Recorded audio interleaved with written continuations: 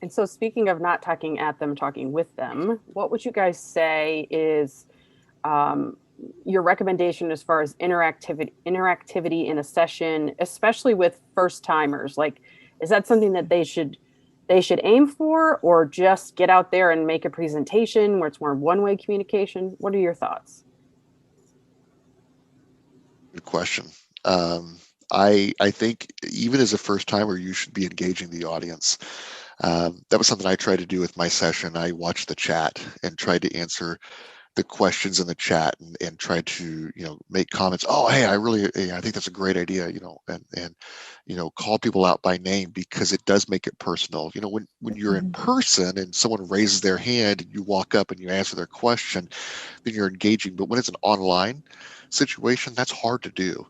And I actually, this is my personal opinion, I'm thankful that I didn't do a pre-recorded session because I think for some people that was a very valuable, especially with the bring your own device sessions. You had to do it that way. It was easier to do it that way.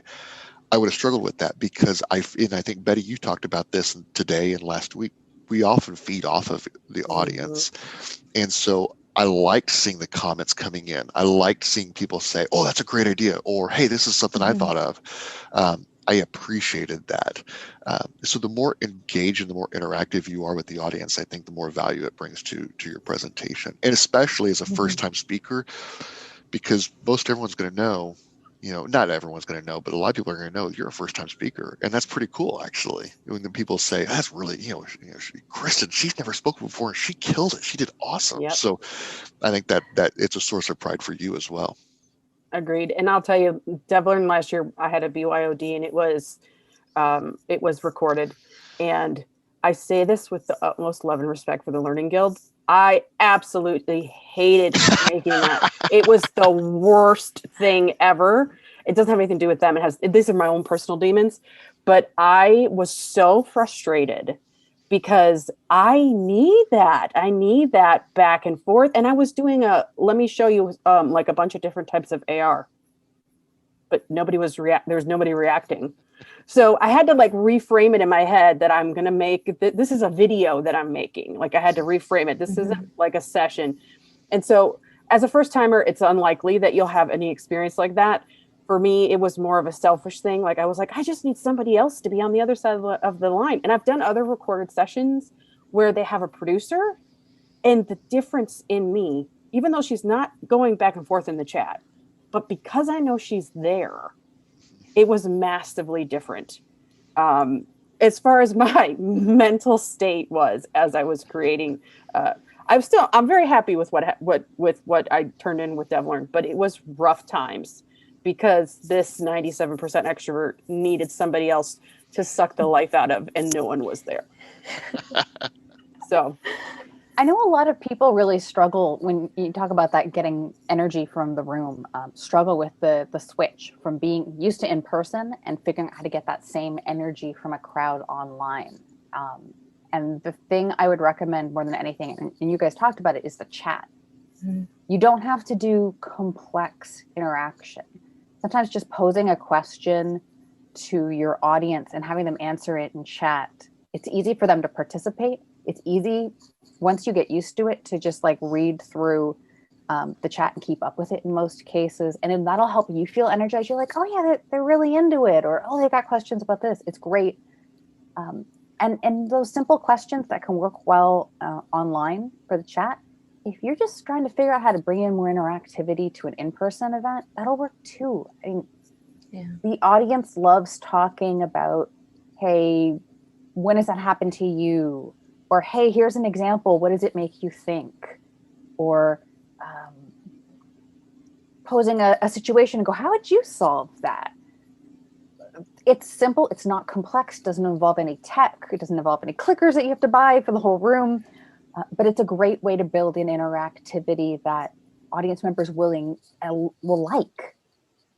yeah, and the I, Mhm. the the questions that cause them to reflect on their own Mm, experiences, and how they're feeling, those are the questions that solidify what it is that they're learning and keep them engaged. absolutely. So Mhm. if you're talking about some sort of technology, you can say, how many of you have ever heard of whatever it is? And just by typing in yes, they are now part of this session. They're not listening to a podcast. They're not doing other work. They are part of this session and paying attention. And I mean, I try to ask too many questions.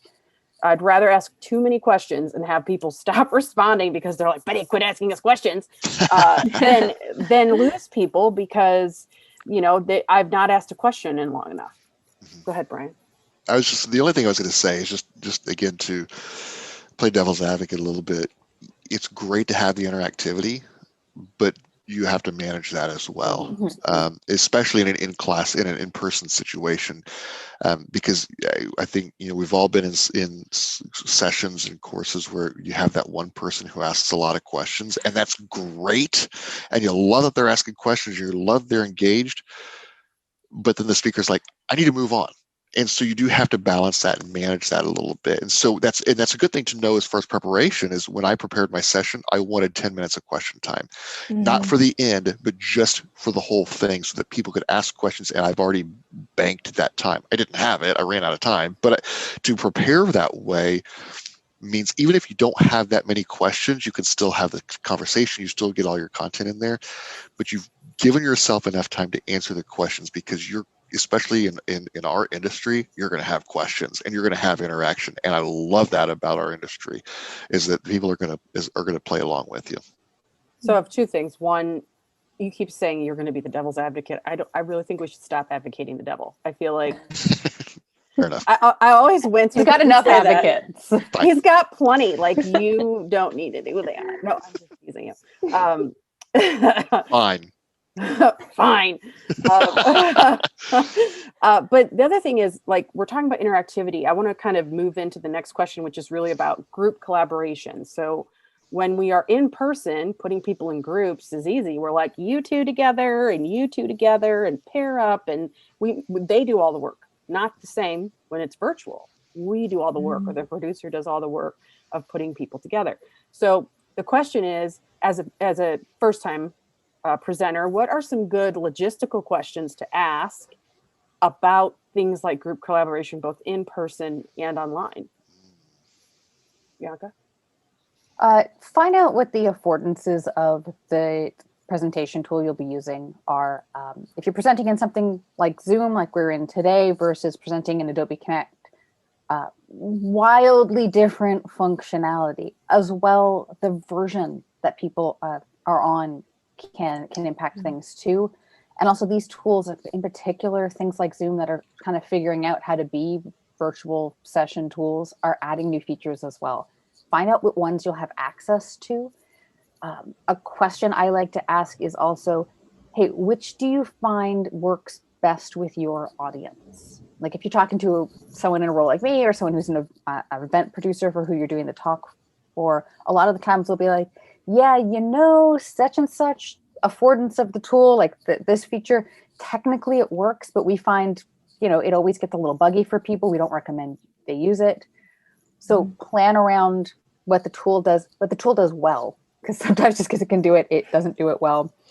And also what any event producer or conference organizer might tell you the audience is keen on doing, because some audiences like certain features and some audiences hate them. It's true. Very true. Anything, Brian? Any thoughts? I think the only thing I would say is I think depending on, I would consider the length of your session. And that's just kind of my opinion. But if you're doing an hour-long sessions, or like what we do, like what I do is 45-minute session, I'm probably not going to do much in the way of breakouts. If you're doing a 2-hour-long session, a half-day session, a full-day session, absolutely, there's opportunity for that.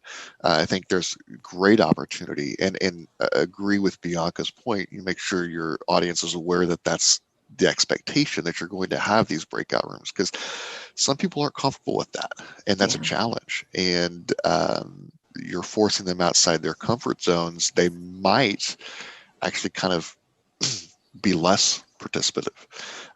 But I think it's a good opportunity to use those functions to break people out into groups, especially in person. You kind of have a natural room separation, and that works really well.